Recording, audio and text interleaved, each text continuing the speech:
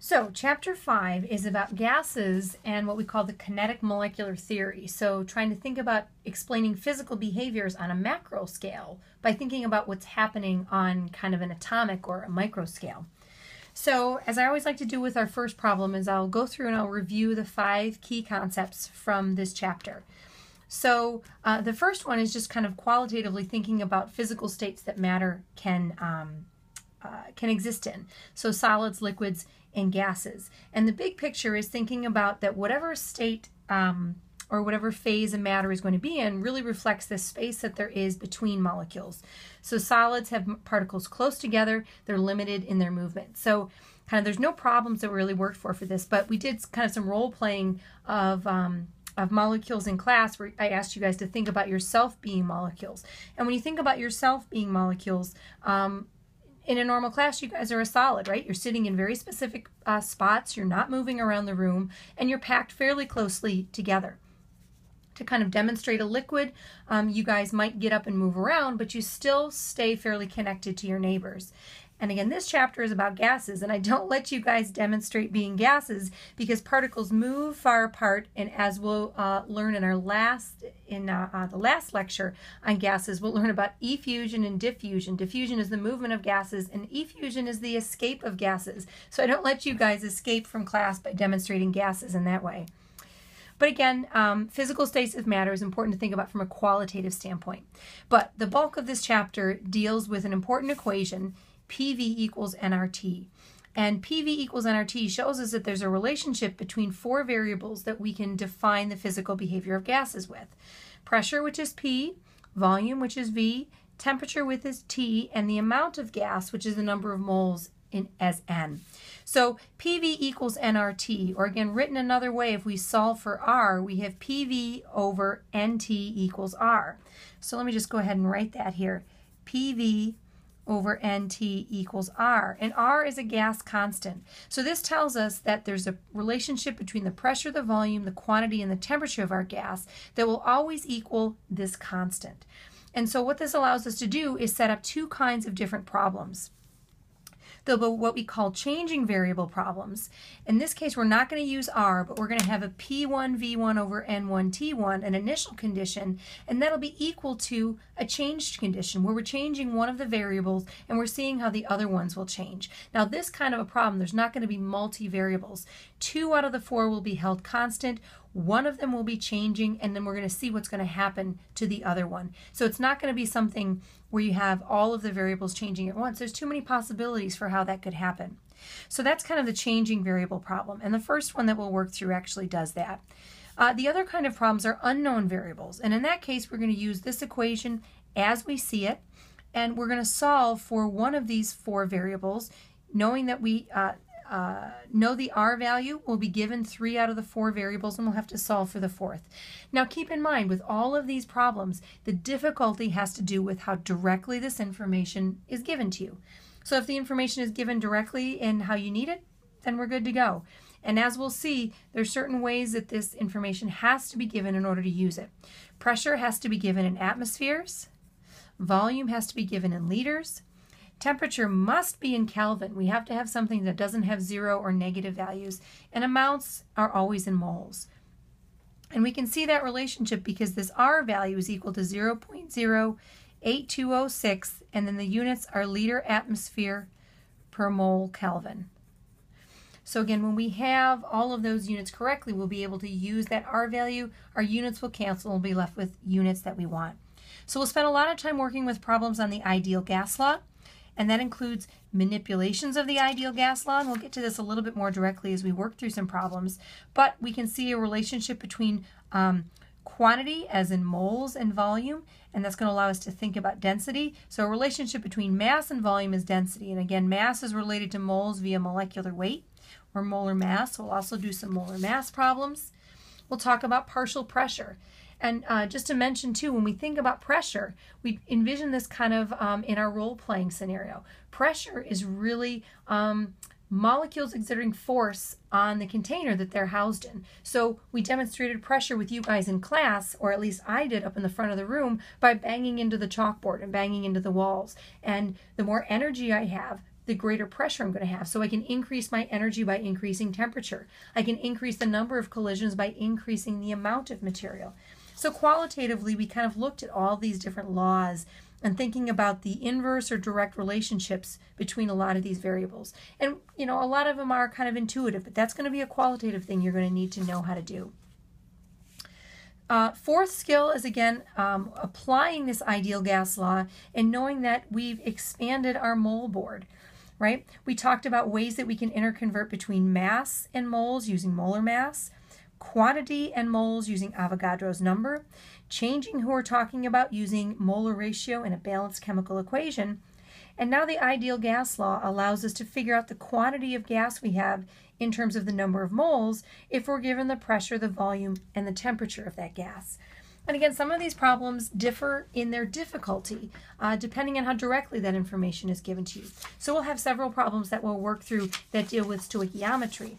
And the last concept is this idea of kinetic molecular theory. We're dealing with this totally on a qualitative standpoint. We really had no sample problems that we worked through for this because there really aren't any calculations to think about. But the idea is comparing what I call ideality versus reality. The truth is that when we're operating under standard temperature and pressure conditions, most gases behave what we say is ideally. Our laws can explain behaviors that we see in our gases. But we see deviations when we have high pressure or high temperature. And that's where two variables come into play. The particle volume becomes significant and the interparticle interactions become significant. We assume that ideal gases have an infinitely small volume and they don't notice their neighbors. They don't experience attraction from their neighbors. And so we talked about from an equation standpoint and from a qualitative standpoint how we kind of fix that that reality to make it behave more ideally. And we can take our standard PV equals nRT and we add some A and B fudge factors. Not anything that you're going to have to worry how to do unless you go ahead and take physical chemistry. But there are ways that we allow us to compensate for these deviations at high pressure and temperature. Okay, so moving forward and working through our first sample problem, which is working on a PV equals nRT problem where we have a changing variable problem. Okay, so a steel tank used for fuel delivery is fitted with a safety valve that opens if the internal pressure exceeds essentially 1,000 torr. So it's filled with methane at 23 degrees C and 0.991 atmosphere. We're going to put that tank in boiling water at 100 degrees C. The question is, will the safety valve open? And just as a little side note, this is kind of an important problem because chemical engineers work with this kind of stuff all the time. They need to know when they scale up systems or when they think about what's going on, can we put this gas into a traveling vessel? If we put it in at room temperature and it changes the environment that it's in, is it going to be a problem? Will the safety valve open? Will methane gas be released? Well, at the end of the day, really the information that's relevant to the problem kind of is right here. And what I like to do when I have these problems that are related to gas stuff, as I do with a lot of problems, is I like to write down information that I know and then think about kind of where we're going. So information that we know here. And as a clue for thinking about whether we're doing a changing variable or an unknown variable problem, if you see that you're writing down two different pressures or two different temperatures or so forth, that probably means you have an a changing variable problem. So information that we know, we're going to fill our tank with gas at temperature is equal to 23 degrees C. So temperature is equal to 23 degrees C. The pressure is equal to 0.991 atmosphere. And then we're going to put it in a boiling water container at 100 degrees C. So immediately that tells me I'm changing my variable here. So my second temperature is going to be 100 degrees C. And the question is, will the safety valve open? So hopefully it makes sense that I need to solve for my second pressure and see if it's greater than this 1,000 torr. So my P1 or my P2 is going to be what my question mark is, and I need to know, is it going to be greater than or equal to 1,000 torr? Because if it is, it's going to open that safety valve, because that's really the question. Will the safety valve open? So in terms of answering this question, we need to know if the second pressure is greater than or equal to 1,000 torr. Well, we also need to make sure, if we're doing this kind of a problem, we really need to make sure that our volume and our quantity is equal on both sides, because otherwise this isn't a problem that's easy to solve. So the question is are those the same? Well, we have the same container, so we know that our volume's not changing, and we haven't introduced or allowed any gas to escape. So no escape or addition of gas. So in this case, those equalities are maintained. So this is how we go ahead and solve a changing variable problem. Remember, our standard equation is PV equals nRT. We can rearrange that such that PV over NT is equal to R. Since that equality must be maintained, we can set this up so that our initial conditions must be equal to some new conditions. Since we know that volume and our quantity aren't changing, we can simplify this equation by crossing those out, right? They're equalities, they're maintained, so they're going to be the same on both sides of the equation. We're going to not be using R in this, and essentially our equation here is P1 over T1 equals P2 over T2. And so we're basically going to be solving this for P2. And again, it's important that I like to set this up with information that we know and assign things to either the 1 or the 2 condition, because it's very easy to put the pressures or the temperatures in the wrong spots in your equation, and you'll get kind of the wrong answer. Now, one of the things to think about before we get an answer is we want to predict what's going to happen here. We are increasing our temperature.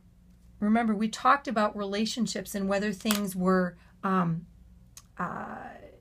inversely proportional or directly proportional. So in this case, we know, and we can even see it from our equation here, that pressure and temperature are directly related. If we increase temperature, we should increase pressure. And that kind of makes sense, right? If we increase the temperature, our molecules are going to move around more. They're going to bounce on the sides of our container more, and that increases pressure.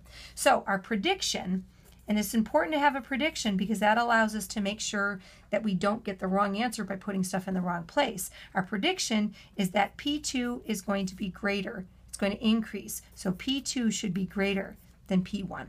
Now, the question is it going to be great enough such that we're going to open the safety valve? Is it going to be greater than 1,000 torr? We have to get an answer to that in order to answer that question. Okay, so a couple of ways that you can solve this problem. When you're doing a changing variable problem, you don't necessarily always have to have your variables in our standard units, which for temperature is Kelvin, pressure is atmosphere, and then volume is liters and quantity is mole. Since those are constant, we're not worried about those. But see if this makes sense to you guys. Because we're taking ratios of our pressure doesn't have to be in atmosphere. Okay, it can be in torr. We already have it in atmosphere, so I'm just going to leave it there so we don't need to change it. But this is a situation where if we had, for example, pressure when given in torr, we could leave it as torr because, as we're going to see here when we solve for our unknown variable, we're basically going to be taking ratios. But we're not putting in two pressures here, we're actually putting in two temperatures. And so we actually need to have these in Kelvin. See if this makes sense to you.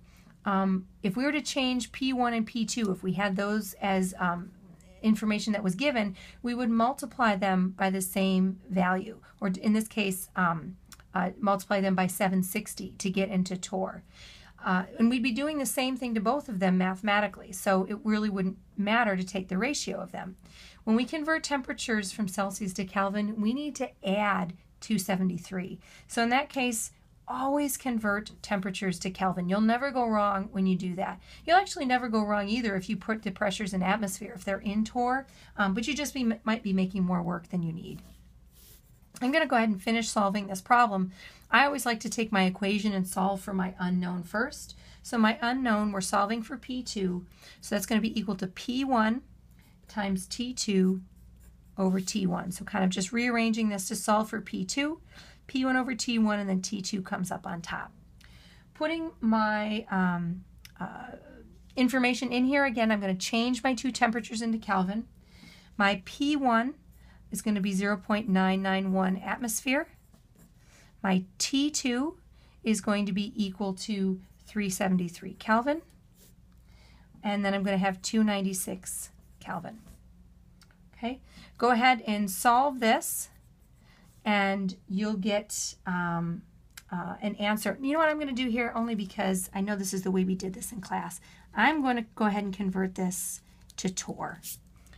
Okay, if I convert 0.991 atmosphere to torr, I can multiply 1 atmosphere on the bottom is 760 torr, and I get that to be 753. 753 torr. So 753 torr. I'm going to get an answer here in torr. So P2 is going to be 949 torr. Okay, the question asks, are we going to exceed our 1,000? So P2 is less than 1,000 torr. So the safety valve will remain closed.